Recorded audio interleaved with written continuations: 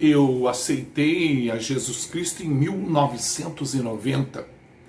Comecei a trabalhar como missionário itinerante em 1998. Por que eu estou dizendo isso? Porque houve mudanças no comportamento do cristão evangélico. Em muitos casos, essa mudança ela foi para pior.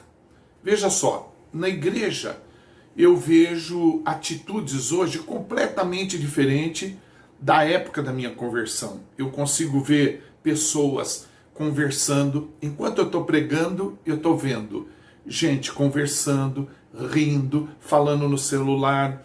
Noto também que as vestimentas são vestimentas que faltam com respeito à adoração ao nosso Deus. Vejo pessoas bebendo água, pessoas levantando toda hora para ir no banheiro, e vejo também muitos shows dentro da igreja.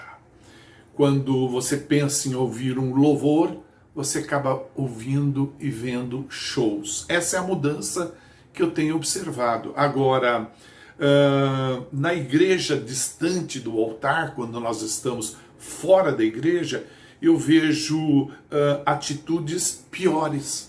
Pessoas passando no farol vermelho, pessoas comprando e não pagando, caloteiros, né? Pessoas falando palavrão, pessoas ligadas à pornografia, pessoas que mexem com mulher na rua. Então, as pessoas não respeitam fora da igreja, não respeitam regras, normas e leis. Esta eu vejo que não é a forma correta de adorar a Deus. Deus é espírito, então ele procura verdadeiros adoradores que o adorem em espírito e verdade. E a luz de Cristo está em nós. Quando eu digo isso, eu digo uma coisa muito séria. Não sei se você lembra, existe um laser, um tipo de uma lâmpada assim, de um aparelhinho, que a pessoa passa no dinheiro, geralmente eles usam isso para dólar. E ela detecta se a nota é falsa ou não. Por que eu estou dizendo isso? Quando a luz de Cristo ela bate em nós, reflete em nós, nós não podemos aparentar ser pessoas pecadoras. Essa luz, ela detecta a nota falsa. A luz de Cristo, quando bate em nós, detecta se nós somos verdadeiros cristãos ou não. Você entende o que eu estou dizendo? Sim ou não? Entende?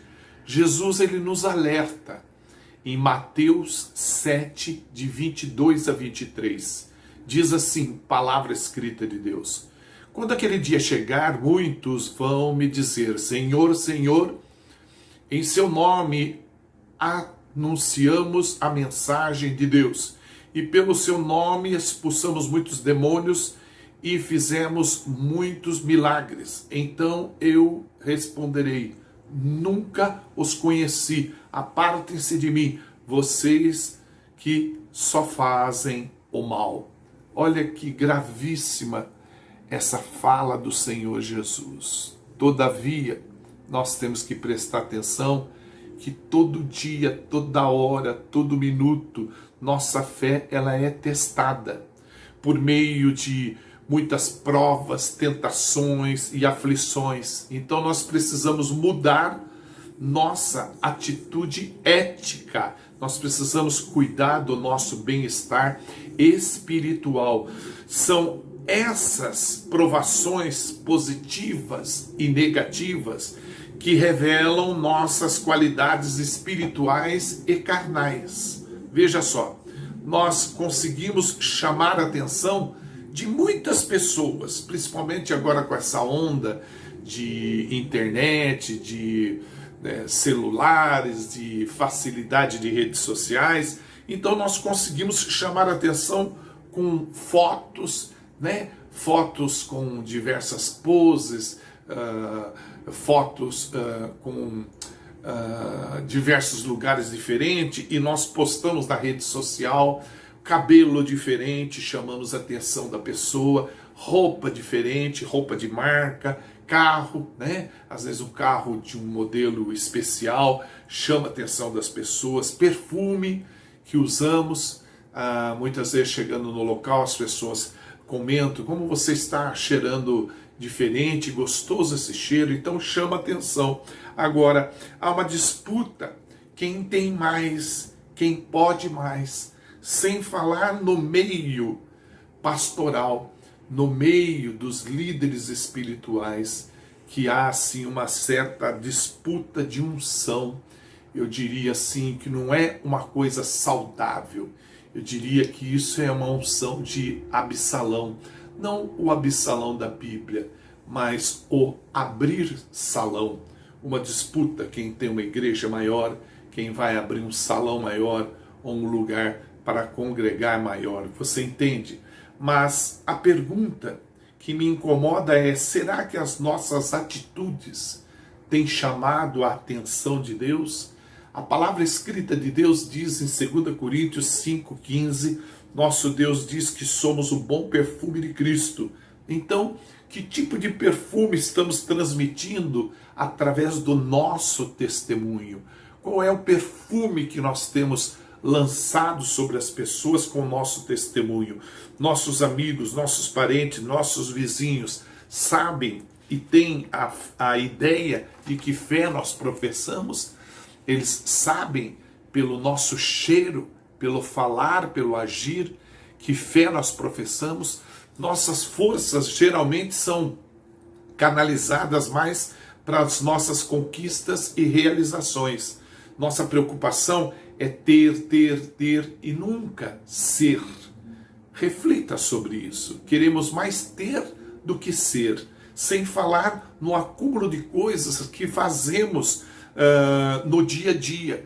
Cuidar da casa, não que não seja necessário, mas lembrando você, há um acúmulo de tarefas. Cuidar da casa, filhos, contas para pagar, mercado, trabalho, estudo. Isso nos deixa preocupado, nos deixa agitado, nos deixa estressado. Então nós passamos o dia falando de muitas coisas, com muitas pessoas diferentes. Falamos com o papai, com a mamãe, com o vizinho, com o professor, com o funcionário na empresa, virtualmente ou pessoalmente, sempre estamos falando com alguém. Sempre, o dia todo, estamos falando com alguém, nem que for à distância virtualmente. Agora a pergunta que eu faço a você: você falou com Deus hoje? A Bíblia, ela fala de 3 grandes amigos de Jesus que moravam em Betânia. Betânia fica a 4 quilômetros de distância de Jerusalém. E esses 3 amigos de Jesus eram Marta, Maria e Lázaro. É um texto clássico da Bíblia, Lucas 10. Eu vou ler inicialmente um versículo 38 de Lucas 10. Diz assim: Jesus e seus discípulos continuaram a sua viagem e chegaram a um povoado onde uma mulher chamada Marta o recebeu na sua casa. Marta tinha um dom. Grave isso na sua memória. Ela tinha um dom. E Deus, na verdade, irmão, nos dá dons para a edificação da igreja. Esses dons são capacidades especiais que cada pessoa usa para seu próprio crescimento espiritual e para ajudar outras pessoas. A Bíblia, ela fala que cada pessoa tem um dom, e você pode conferir em 1 Coríntios 7:7. Então você não pode comprar dons. Os dons são gratuitos. Toda boa dádiva e todo dom perfeito vem de Deus. Está na Bíblia, registrado em Tiago 1,17. E Marta tinha um dom, assim como você e eu temos um dom. Você que me ouve agora, saiba, você também tem um dom. E a Bíblia é muito clara quanto aos dons. Então, o assunto dos dons você encontra em Romanos 12. Eu vou ler o versículo 6. Ali fala como servir por meio dos dons. Diz assim, palavra escrita de Deus, Romanos 12, 6. Portanto, usemos os nossos diferentes dons que nos foram dados pela graça de Deus. Se você tem o dom de profetizar, use-o na porção da sua fé. Se você tem o dom de servir, sirva. Ensinar, ensine. Encorajar, haja como encorajador. Contribuir, coopere com generosidade. Exercer liderança, que administre com zelo. Demonstrar misericórdia, que realize com alegria.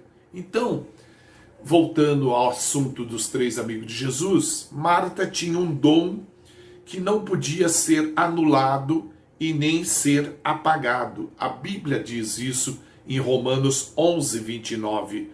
11, 29 de Romanos. Os dons e o chamado de Deus são irrevogáveis. Você entende isso? Entende até aqui o que eu estou tentando te dizer? O dom de Marta era o dom de servir. Ela serviu a Jesus e os 12 discípulos quando eles chegaram em casa. A Bíblia diz, Lucas, capítulo 10, eu quero voltar lá na Escritura, a adoração de Marta e Maria. Então está em Lucas 10, eu vou ler de 38 a 42, você pode acompanhar na sua Bíblia. Caminhando Jesus e os seus discípulos chegaram a um povoado onde certa mulher chamada Marta o recebeu em sua casa. Maria, sua irmã, ficou sentada aos pés do Senhor, ouvindo o que ele ensinava. Marta estava inquieta, ocupada com muitos afazeres, e aproximando-se de Jesus, inquiriu-lhe: Senhor, não te importas que minha irmã tenha me deixado só com todo o serviço? Peça-lhe, portanto, que venha ajudar-me. Orientou-lhe o Senhor: Marta, Marta, andas ansiosa, você está agitada, preocupada com muitas coisas. Todavia, uma só coisa é necessária. Maria, pois, escolheu a melhor de todas, e esta não lhe será tirada. Eu vejo nesse texto um alerta com relação à correria do dia a dia. É importante o serviço da casa? Sim. Assim como é importante cuidar dos nossos afazeres, é importante estudar? Sim. Assim como é importante cuidar da saúde. É importante cuidar da aparência pessoal? Sim, lógico, assim como é importante educar os nossos filhos. Família, na verdade, ela passa princípios. Família passa valores. Quando plantamos valores na família, colhemos valores. É a lei da semeadura. Mas ter um tempo para ficar a sós com Deus, separar um tempo para falar com Deus, também é importante. Nós temos que separar, eu não digo 24 horas no dia, que nós temos muita coisa para fazer, mas nós temos que ter um local para falar com Deus, separar um canto, um quarto ou qualquer cômodo da casa para estar ali falando com Deus diariamente, orando, lendo a Bíblia, dizendo a Ele que nós dependemos dEle, que nós precisamos do amor dele, precisamos da graça dele, da misericórdia dele e que precisamos do seu perdão. Você entende? O raciocínio de Maria não estava errada, tá bom? A roupa, ela talvez raciocinou: eu lavo depois a roupa. Varrer a casa, eu varro depois. Os pratos, eu lavo eles depois. Então, ela largou tudo, os afazeres que tinha que fazer da casa, e muitas vezes nós não fazemos isso.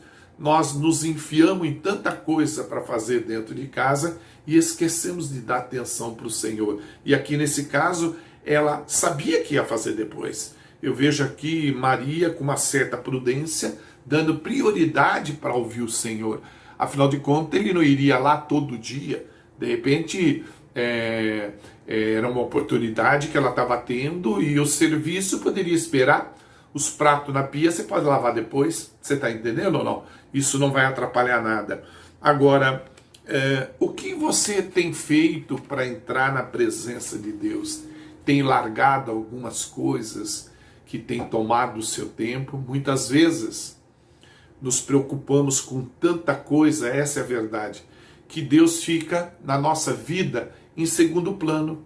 O dia passa e não falamos com Deus, não temos tempo para orar, não temos tempo para ler a Bíblia, não temos tempo para ouvir um louvor, não temos tempo para ler um bom livro. Ah, hoje eu estou cansado. Ah, hoje eu não quero nem ir na igreja, estou desanimado. Agora, será que as nossas atitudes têm chamado a atenção de Deus? Será que minha prioridade é Deus? O que pode me prejudicar se eu parar de fazer o que eu estou fazendo para pôr um tempinho de conversa com Deus? O que pode me atrapalhar parar por um tempinho apenas e fazer meu devocional, conversar com Deus, aprender da palavra de Deus? Como que eu posso ser ministrado se eu não ouço os ensinamentos de Deus?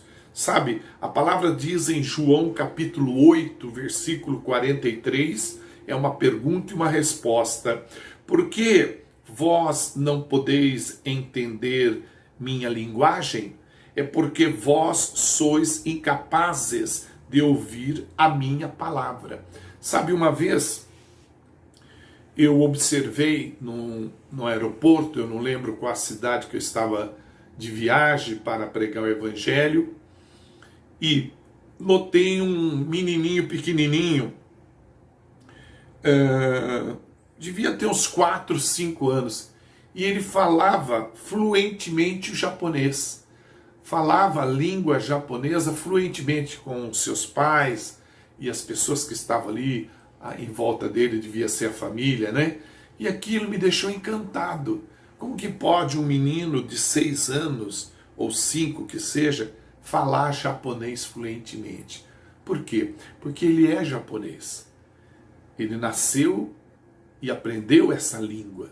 Por que eu quero dizer isso? Parece até cômico, né? É um pouco cômico o que eu estou falando, né? Estou dizendo isso porque muitas vezes nós dizemos assim: eu não entendo Deus. Por que isso? Agora, por que eu não entendo o que Deus está fazendo na minha vida? Tem coisa que eu não compreendo. Agora, veja, você lê a palavra, medita na palavra, ora a Deus para Ele revelar a palavra para você.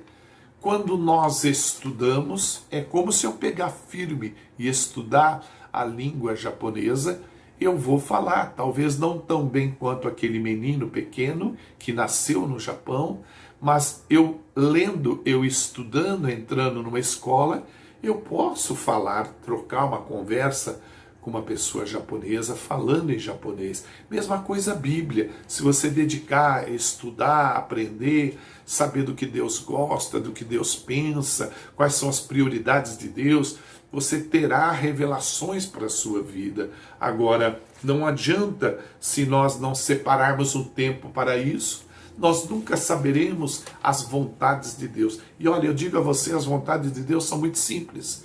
Por isso vale a pena conhecer esse Deus através da Escritura. De preferência não através de uma terceira pessoa. Não viva experiências dos outros. Viva a sua própria experiência. Você pode abrir a Bíblia, ora antes, Espírito Santo me revela essa palavra, e vai lendo um pouquinho cada dia. Não precisa ler a Bíblia toda. Não precisa fazer um programa, eu vou ler a Bíblia toda num ano. Não, é preferível você ler menos, mas entender o que você está lendo. Amém ou não? Você entende o que eu estou falando? Você provavelmente, nesse momento que eu estou conversando com você, esteja passando por lutas. Quem não está passando, não é verdade? Talvez você esteja passando por problemas ou por enfermidade. Me dá licença um pouco. Aprenda com Deus o que Ele está ensinando para mim e para você. Jesus, Ele está nos ensinando que sem Ele nós não podemos fazer absolutamente nada. Talvez você esteja preocupado com muitas coisas, e aqui hoje Ele ensinou você e ensinou a mim que apenas uma é necessária. Nós temos que parar para ouvir a palavra de Deus, parar e meditar na palavra, parar e ouvir a voz de Deus, parar e orar. Eu não estou dizendo que você vai parar com tudo. Você tem que trabalhar, você tem que estudar, você está entendendo? Aliás, isso é fundamental, independente da idade. Trabalhar e estudar, para você galgar um conforto melhor na sua casa, uma alimentação melhor, um padrão de vida melhor. Isso você tem que fazer. E Deus abre portas para você fazer tudo isso. Lhe dá saúde para você poder trabalhar, lhe dá condições, entendimento, sabedoria para você poder estudar. Você está entendendo? A Bíblia diz que se te faltar sabedoria, é só pedir para Deus. Mas, missionário, como que eu vou fazer isso? Como que eu vou parar um tempo e falar com Deus? Eu quero chamar a sua atenção. Eu diria que isso é o ministério, é o mistério das portas. Na Bíblia existe 30 versículos que fala sobre porta. E Jesus Cristo, ele ensina em Mateus 6,6. Veja só. Quando você for orar, vá para o seu quarto, feche a porta e ore a seu pai, que não pode ser visto. E o seu pai que vê o que está fazendo em secreto, e o seu pai que vê o que você está fazendo em secreto, lhe dará a recompensa. Então, é corrido? Sim, eu sei. Arrumar a cozinha, eu sei, eu faço esse serviço. Passar pano na casa, limpar o banheiro, recolher o lixo, pôr o lixo para fora. Você está entendendo? Tentar manter o fogão sempre limpo, você está entendendo? Pôr a roupa na máquina de lavar, providenciar tudo isso, toma um certo tempo. Mas isso não significa que você não pode fechar por 5 minutos a porta do seu quarto, colocar um louvor baixinho, ler um versículo. Deus me revela esse versículo. Você está entendendo? A Bíblia diz que havia um profeta temente a Deus e que se deparou com uma viúva. Eu estou falando de Eliseu, que perguntou a essa mulher: o que você tem? Ela diz assim: eu não tenho nada a não ser um pouco de azeite. E Eliseu orientou essa viúva para pegar vasilhas emprestadas na vizinhança. Está em 2 Reis 4, de 1 a 7. Depois que você e seus filhos pegarem essas vasilhas, vocês entram em casa, fecham a porta e comecem a derramar o azeite nas vasilhas. Quero dizer para você que se você entrar no seu quarto, fechar a porta, buscar a Deus, você vai descobrir muitas coisas que você não consegue ouvir enquanto está trabalhando, enquanto está estudando, enquanto está dirigindo, enquanto está falando com as pessoas na rede social, enquanto você está lavando roupa, enquanto você está passando pano. Esse pequeno momento. Não estou falando de meia hora, 2 horas, 5 horas. Olha, 5 minutos. Lembra, a sua mão direita, 5 minutos. Você vai ter uma experiência inesquecível com Deus. As vasilhas, aqui, quando nós falamos dessa viúva, as vasilhas é o tamanho da sua visão. E o azeite é a unção de Deus. Deus aumenta a sua unção de acordo com sua visão. Deus aumenta a sua unção de acordo com a sua visão. Feche a porta do seu quarto, meu irmão, minha irmã. Deixa a incredulidade do lado de fora. Fala com Deus. Você está entendendo? Esquece por uns minutos a tarefa, a televisão, o computador, o celular, a rede social. Esquece por uns minutos. Apresente a Deus seus sonhos, seus projetos. Você está entendendo? Exercite sua fé. O azeite não vai parar em sua vida se você falar com Deus todos os dias. Deus vai derramar uma nova unção para você. Apocalipse 3:20 é tão claro em nos ensinar. Eis que estou à porta e bato. Confere, Apocalipse 3:20. Eis que estou à porta e bato. Eis que estou à porta e bato. Se alguém ouvir a minha voz e abrir a porta, Entrarei em sua casa e com ele cearei e ele comigo. Quando Jesus, meu irmão, minha irmã, bater na sua casa, abra a porta da fé, para por 1 minuto, 5 minutos por dia. Você vai ver que diferença vai fazer na sua vida. Gaste um tempo na presença de Deus. Esta melhor parte ninguém pode tirar de você. Esta riqueza nunca vai acabar. O dinheiro que você ganha, você sabe, ele acaba. Você gasta. O carro, ele envelhece, enferruja. Pode comprar um carro zero, pôr na sua garagem e deixar ali parado. Daqui X tempo ele já não serve para mais nada. A roupa envelhece, o celular envelhece. Você compra um celular hoje, amanhã já saiu outro modelo melhor, você sabe do que eu estou falando. Você envelhece. Veja, esses dias eu fiz, dia 13 de janeiro, 68 anos. Agora em março de 2021, que nós estamos em 2021, eu vou completar 23 anos de ministério. Tudo passa, tudo vai envelhecendo, mas a oração, ela não envelhece. A oração não envelhece. Cada vez que você se encontra com Deus, você fica mais parecido com Ele. Esta será, veja só, a melhor parte da nossa vida, que ninguém vai tirar de nós. Se encontrar com Deus, falar com Deus, estar na presença de Deus. Você consegue me entender o que eu estou falando? Feche os seus olhos por um momento, em nome de Jesus Cristo, vamos orar. Deus, nosso Pai, eu sei que o Senhor sabe das nossas necessidades antes que mesmo de pedirmos. Ó meu Pai, sei que eu posso orar ao Senhor. Pai nosso que estais nos céus, santificado seja o teu nome. Venha o teu reino, seja feita a tua vontade, assim na terra como no céu. O pão nosso de cada dia dá-nos hoje, perdoa as nossas dívidas, assim como nós perdoamos os nossos devedores. E não nos induzas à tentação, mas livra-nos do mal, porque teu é o reino, o poder e a glória para sempre. Amém. Pode ser que você não saiba orar. Não há problema. Você pode orar o Pai Nosso. Está na Bíblia. Você pode... O que é orar? É falar com Deus. Você só não pode ofender a Deus, mas você pode desabafar. Falar com Deus: Senhor, eu preciso do Senhor. Sem sua ajuda eu não vou conseguir fazer. Me ajuda, Pai, a preservar os meus dons. Eu quero ser útil na tua obra. Eu quero levar outras pessoas a conhecer a Cristo. Eu quero ser o seu amigo.